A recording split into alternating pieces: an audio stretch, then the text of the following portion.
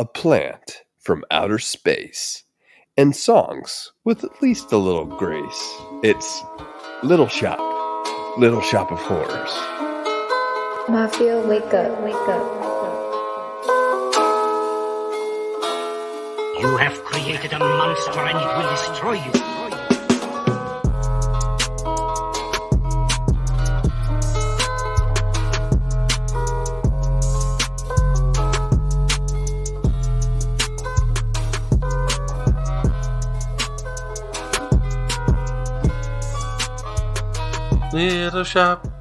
Little shop of horrors. Usually it's me that comes out of the gate singing, Alex, but hey, I am impressed. Welcome back to the Monsters vs. Men podcast, the bargain basement of the monster podcasting airwaves, where two friends try to stay alive and stay connected by chatting about monster movies and more. This week, we have got Little Shop of Horrors from 1986, Alex. I was surprised. So when I was looking up the movies, I was like, is there another one? Why is it boasting that it's in color? And I looked and saw, Roger Corman's adaptation of the play. I don't know what was first.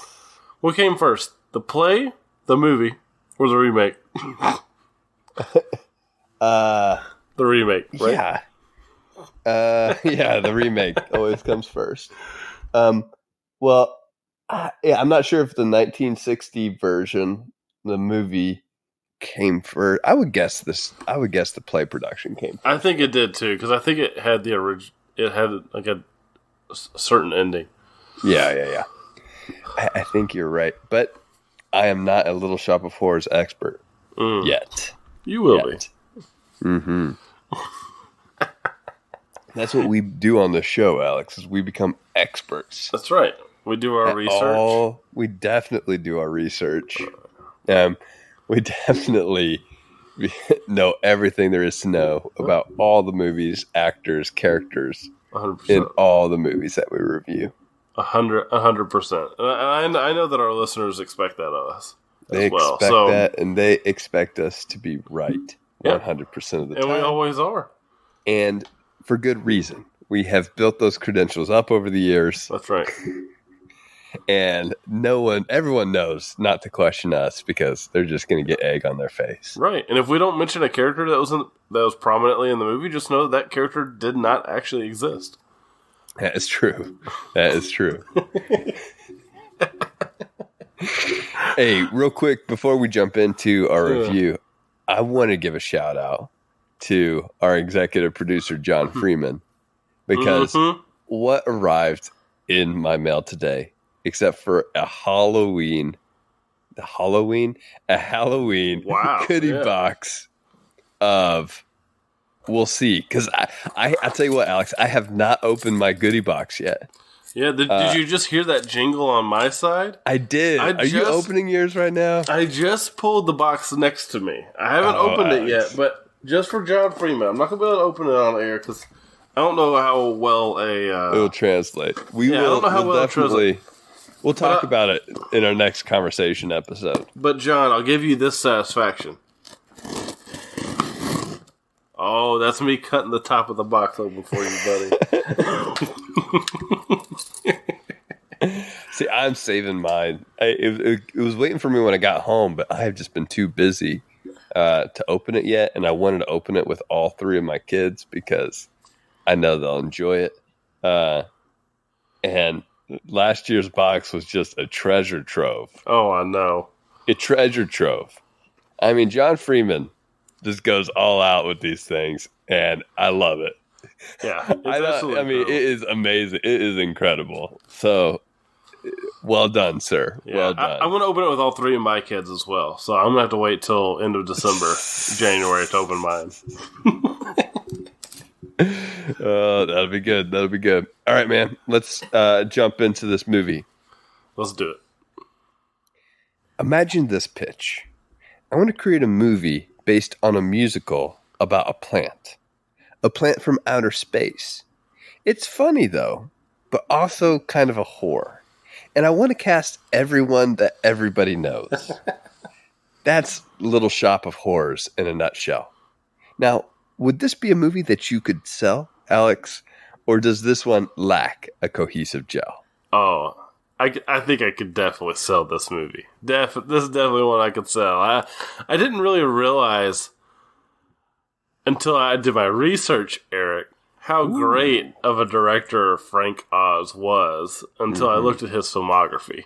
And man, this guy has some certified bangers. Now, they're not bangers in the conventional sense. And what I mean by that is, I think these are movies, some of the movies they've grown over time. Something like, for instance, I haven't seen it in a long time, so I'm interested to kind of revisit it and see if my perspective on it's still the same.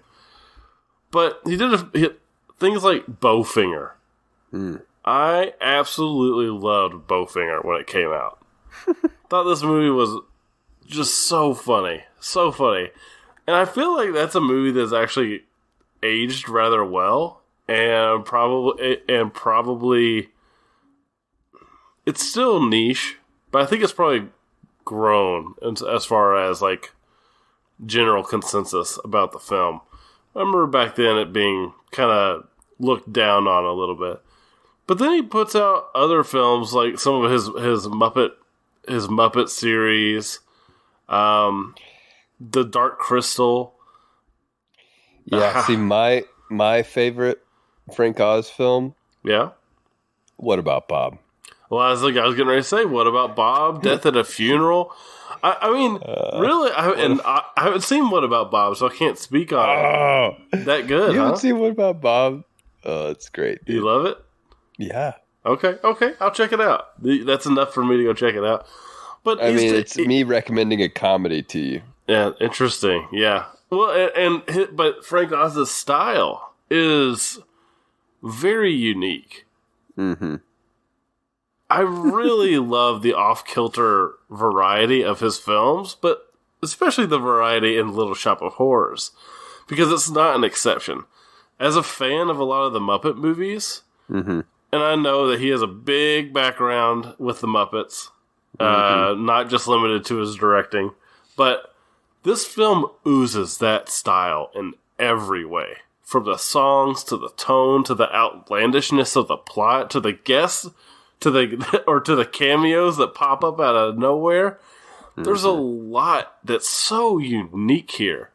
And that's what makes it so easy to sell. It's unlike a lot of things that you've heard. Even with it being a musical, Eric. And I cannot wait for you to hear what you have to say about this one, because I know it caught you off guard. Yeah, honestly, man, I was so ignorant going into this.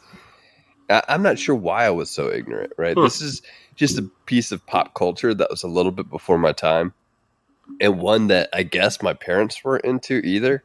There's this whole little subgenre of these types of films that I never actually watched as a kid. You know, the quirky horror gothic type, comedy type, like Beetlejuice, or even the Addams Family, really, which I might have saw a little bit more of, but barely.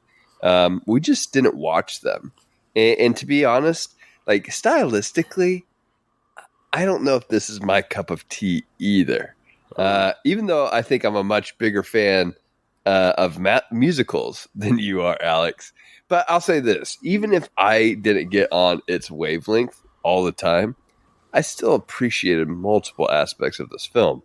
The puppetry, the musical comedic moments, the performances. There's a lot to admire, even if I may not gel with it all myself. Yeah. And I think that's easy to see because the film is so different and unique. I mean, it's off kilter. It's off. It's like the humor 100%. Is just different. Which is fine. Lots of it I really enjoy. I think one of my favorite comedy moments, Alex, is when Seymour is trying to quietly pull the dead body down the steps. Oh yeah. And first of all, it's loud, and then like he lets it go for a second, and it just slides down the rest of the steps. Like that gag stuff, that's hilarious to me. That type of humor, give it to me all day. That cracks me up. I can't really put my finger on maybe the humor I didn't like as much. I guess I didn't find Audrey II very funny. So like I thought the puppetry work was awesome, but I wasn't super engaged with the humor of Audrey II, I guess. Oh, interesting. Yeah, that's an element I definitely like, and I guess going back to what you were saying, I really jived with the tone of this film and how it handles its levels of camp. I think this film manages its camp a lot like I remember Dead Alive managing its camp. And what I mean by that, for any of our listeners that don't remember, we both thought Dead Alive had a great tone management. And we went into our episode remembering it that way, but upon review for the show, I think we both landed on it doesn't actually handle it very well. I think this is the tone that I remember Dead Alive having. And I think this is great. I think it gives us, while being outlandish and goofy, I think it gives us interesting characters, none of whom are really morally black or white, it seems. And it gives us a really fun story with witty music. And it's also, dark in its undertones and some more obvious things. I was surprised by the star-studded cast here. Again, very Muppet-like in some ways. But what wasn't Muppet-like is that these characters stick around for a while. I couldn't believe how long these cameos went on to the point that they weren't cameos anymore. Like, especially Steve Martin's Orvin Scrivello. Yeah. Like, he sticks around for so long, and he is such a highlight. But then there's these, like you said, these off-kilter moments between, like, Orvin Scrivello and Bill Murray's Arthur Denton. Yeah. And it's just the weirdest sequence of, like, two fetishistic men. That's all. Right? One's trying to torture the other one, and the other one gets off on being tortured. Yeah. It's really funny and witty. It goes on for an uncomfortable amount of time, which kind of, for me, adds to it in a way. And then the resolution is funny. And while that cameo with Bill Murray isn't necessarily necessary, I'm glad it's there. Even if you could cut it out and not really lose anything, I was just really happy with how they handled a lot of these things. I could go on a good bit, but I do want to hear a little more from you about your thoughts on the film. That's such a random moment that you bring up, Alex. But then again, I think Steve Martin's performance is one of the best things in this movie. It's so good. And then Bill Murray tries to come in and match him, and it's just hilarious. Yeah, I mean, you definitely could have cut that scene and lost nothing about the plot of this film. 100%. But also, you can't really say that the plot is what this film is all about, right? It's not. At least the way that it's done in this version of the movie, right? It's not about the plot. It's not about the messaging. It's about the scenarios and the music and getting into these outlandish set pieces. And it's about the effects. Apparently, the extended version is about 20 minutes longer with a completely different and darker ending where Audrey II takes over. Right. Which is interesting. I think that would have been fine too. This movie seems to lean more into the comedy side than the horror side, and maybe by leaning into the comedy, it felt like it needed a more feel good ending. You know. Mm-hmm. But yeah, I mean, to hit on your point with the tone, I get the comparison to Dead Alive. And as I said, I think this does lean more into comedy than horror, where I think Dead Alive actually did the opposite. It leaned true. a little bit more into horror than comedy, though both of them had that mix. And as we mentioned in that episode, comedy horror is just a tough mix. We've seen some done well, though. So, yeah, and this can fit into that category. What was very similar was that relationship dynamic between Seymour and Audrey, right? Oh, yeah. That felt like exactly the same. So it was very similar in that regard. I think Seymour, as a character who wants to be tough, but ends up really hardly doing anything for most of this movie, I think Seymour as a character works. There's not much to him that makes him incredibly dynamic. He's not a dynamic or a complex character or a round character in any way. He's really straightforward, which is what Audrey kind of likes about him, right? But he's a straightforward character. There's nothing too complex, but that's kind of, again, what makes it humorous. Film isn't necessarily about trying to give us the most intricate plot or the most dynamic, complex characters. It's about the comedy and the scenarios. Yeah, but there are interesting things about the characters. One that comes to mind is the character of Mushnick. Mm-hmm. Mushnick, like the background that we keep hearing described by Seymour is that Mushnick, brought him in off the streets, gave him a place to sleep, and all this stuff like that. He's like this great guy, right? Yeah.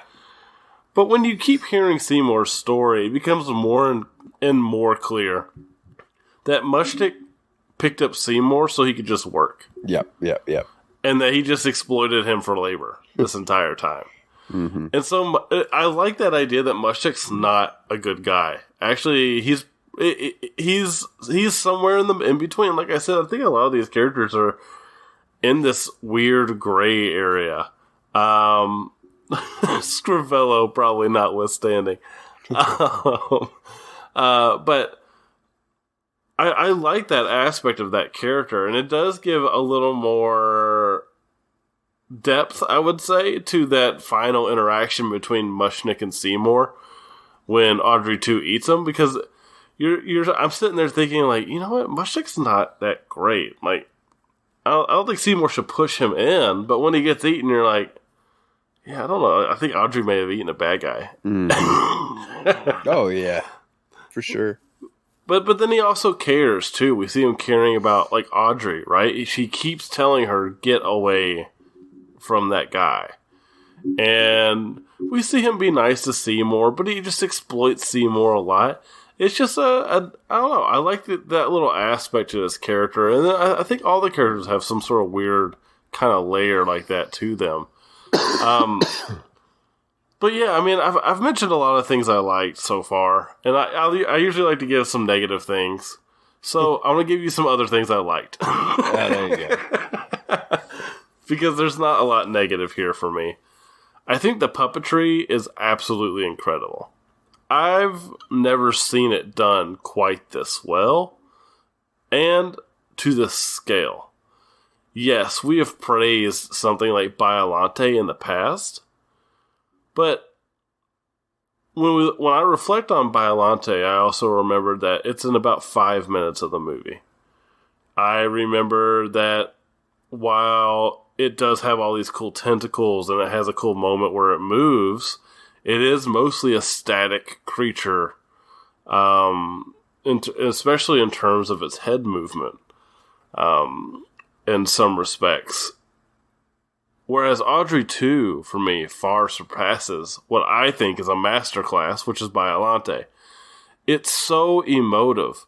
It forms its words correctly with its mouth. At least, it looks like it does. And it has all of these little human elements with its vines, and its arms are crossing, and it's doing all these little details that are so easy to miss because it doesn't even repeat any of those movements. I love that they treat this thing like it's its own character. Not just, of course, in its story and how it talks, but the little nuances and how its body moves. I'm not talking about the over the heavy-handed ones where it's tapping its fingers on the glass or anything like that. I'm just talking about when it's having a normal conversation with somebody and watching what the vines do during that. It is so impressive. Oh, yeah. Now, I have had a lot of praise for the film, but there is one negative aspect to the film that I really don't think works that great, and that is the ending. It is just too rushed. Seymour getting a building dropped on him and then just happening to have a power line in his hand and use it to defeat this monster that's going to take over the Earth. When he couldn't, and this is after he couldn't even shoot the thing earlier. It's just weird. It's rushed. It was clear, like you said, that this was not the original ending. And it makes this ending make sense now that I know that. Yeah. To me, overall, it sounds like we found your musical, Alex. That's for sure. 100%. But I wonder, for me, if I would have enjoyed the longer, darker ending more. Because I think the ending is... I do think it's rushed. I do think it's... I don't think it quite fits, right? But at the same time, it's safe. Which the rest of this movie isn't necessarily trying to be safe in terms of characters. But I kind of expected this happy ending. Just based off of the overall vibe I was getting from the movie, I expected a happy ending. If we had gotten the darker ending, it's definitely not a happy ending. It's making a point, and it's being more clear in what it's trying to say, but it's not that happy fairy tale-esque ending that we got here. So I am curious how I would have responded. That might be worth checking out at some point to see if I can get my hands on that other ending, because I am curious about it. I think this would grow on me a second viewing, actually. Because, with any musical, like if you're familiar with the songs through the first time, you're going to enjoy it more the second time. And I guarantee you there's a treasure trove of little details in this thing that I just didn't pick up on the first time around, as I was just trying to absorb everything during some of our musical numbers. So, yeah, so much here going on, but I'm with you. I wanted to touch on the puppetry as well. How amazing was that? I read in my thorough research, Alex, that Audrey II was even interviewed on a few talk shows, which I thought was really interesting. That's awesome. Yeah, that's so funny. Cool. Pretty funny. Well, cool, man. You want to jump into our awards? Yeah, let's do it. All right. Who you got? Compelling character. I've got Orvin Scrivello, DDS. What a great character. He's so horrible and hilarious, and his whole background. Oh, yeah. Right? He dresses like this biker. He acts like this, like thug. And then he goes and he takes off his leather jacket and he's a dentist. Yeah, a sadistic dentist. And it's just so he can be like sadistic. It's so funny. It is. Just what a cool character. Yeah. What about you, Eric? I've kind of gone a couple ways. I probably would have chose the dentist as well, because that to me was one of my favorite parts of the movie. When he came in, I was just surprised, first of all, but then the character just knocked me like it just had me cracking up. Most I laughed in the movie was at him, for sure. I'm gonna go with Audrey 1. Audrey 1, actually. Okay. Who I thought was annoying at several points in this movie, and maybe it was just kind of the performance and the way that she kind of acts. But ultimately, you do see a little bit of complexity in her in how she's trying to get away from this abusive relationship, and into something more steady. Right? She's kind of attracted to the opposite of what she's currently in. It's a trope, but it's a trope that I think works well here. So I'll go with Audrey in this movie. Okay. I didn't see that coming. Good pick. Eric, what about your most memorable line award? My most memorable line comes from Audrey II, and it's from his song towards the end when he says, "You know I don't come from no Black Lagoon." Which that was his shining moment, was kind of that song where he kind of gives his backstory a little bit. But I like that shout out to our Universal monster there. Yeah, absolutely. How about you? On that too. Mine is was a line between Seymour and Mr. Mushnick. Yeah, Seymour is talking about how his plant's dying. He says, the Audrey II is not a healthy girl. And Mr. Mushnick says, strictly between us, neither is the Audrey I. I thought it was such a quick-witted line. Oh, yeah. I loved it. Can't believe the acting award. I originally had Bill Murray as Arthur Denton because of how, like you said earlier, he matches Steve Martin in that scene, and he's just so completely outlandish and so different from what his normal roles are. It was cool to see. But when I started thinking about it more, I was like, you know what? I want to give it to Levi Stubbs as Audrey II. There you go. That voice is awesome, first off. And then the songs are perfect, too. I gotta give it. He really lends a lot of presence to Audrey, too. Yeah. No, valid. Good choice.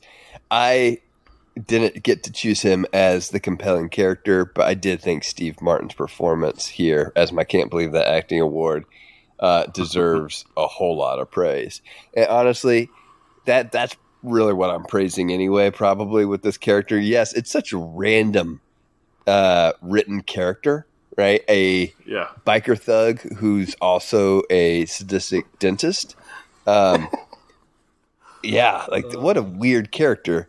But Steve Martin pulls it off perfectly, and just adds so much flavor to performance. It is so over the top, and yet he pulls it off, which is impressive. Like, you have to have a whole lot of charisma to pull off something like that, and Steve Martin does. So I've got to give it to him and his Orvin Scrivello performance. One of my favorite actors. Oh, yeah. I love Steve Martin. What about, that's a good shot, Alex. Mine's the zombie shot in Skid Row. This is during the musical number, Skid Row. Mm-hmm. And there's that fence, and he's walking around, and he sees all these arms start grabbing the fence and start there's all these arms, and it's like the typical zombie movie shot, but it's just a bunch of homeless people. Skid Row. It's pretty funny, and it's got that little tinge of horror, like the rest of this movie does. Yeah, no, that's good.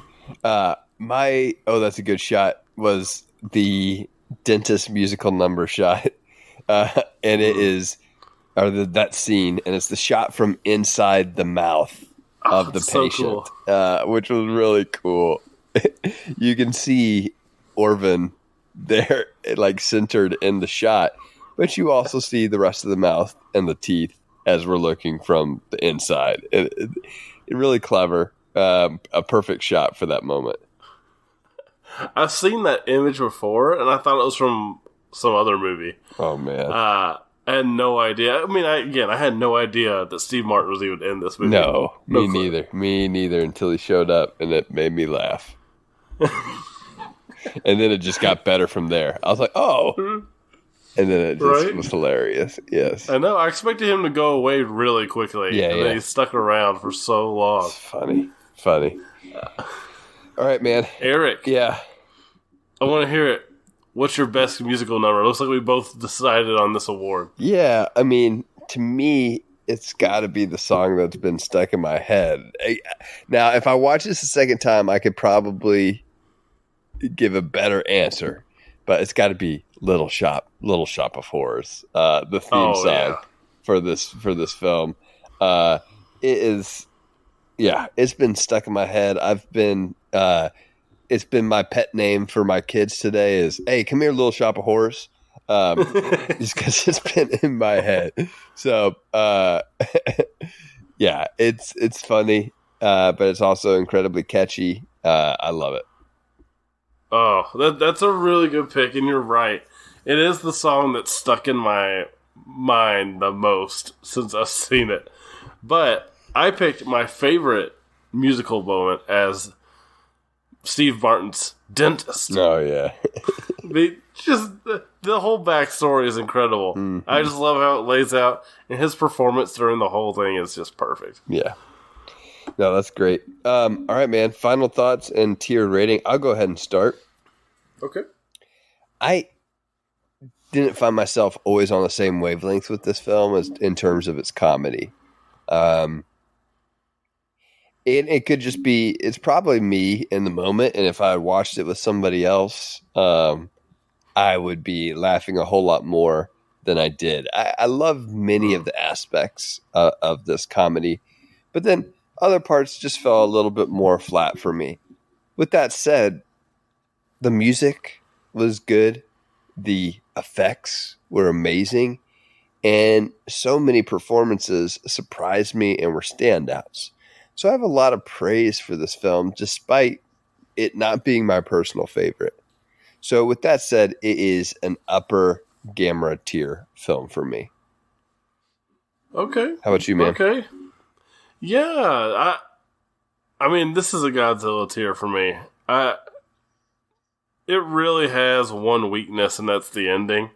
And even that's not egregious. It's just abrupt.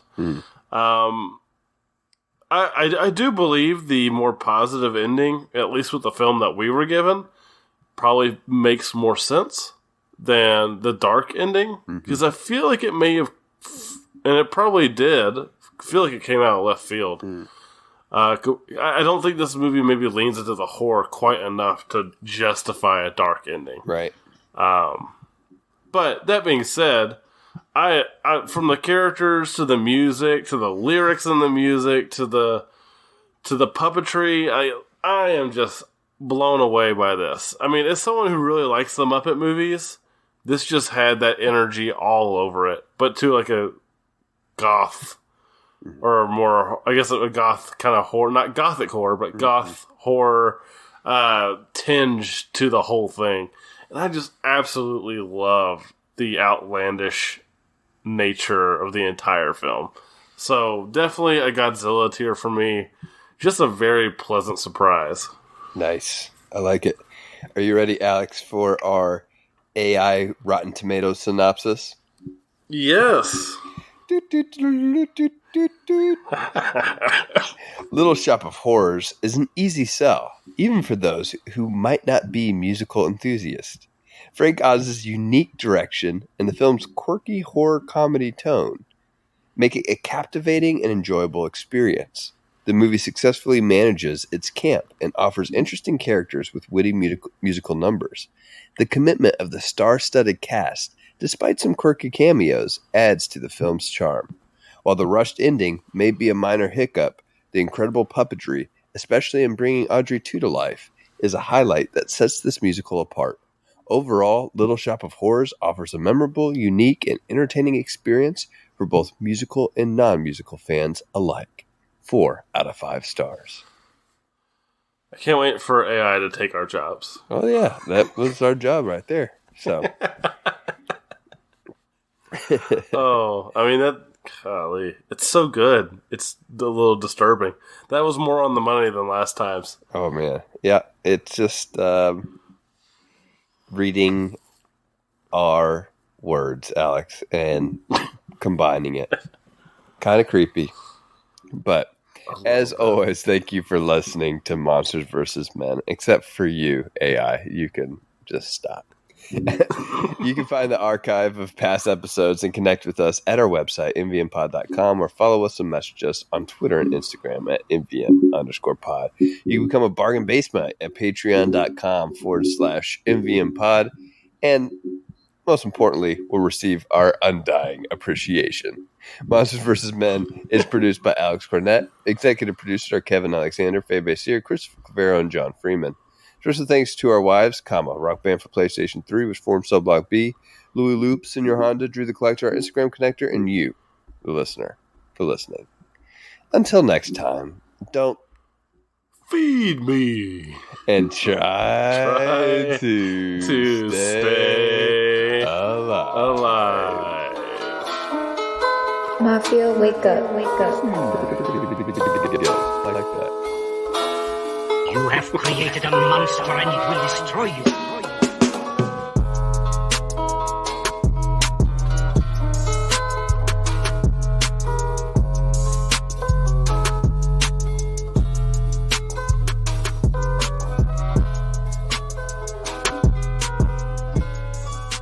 But John, I'll give you this satisfaction.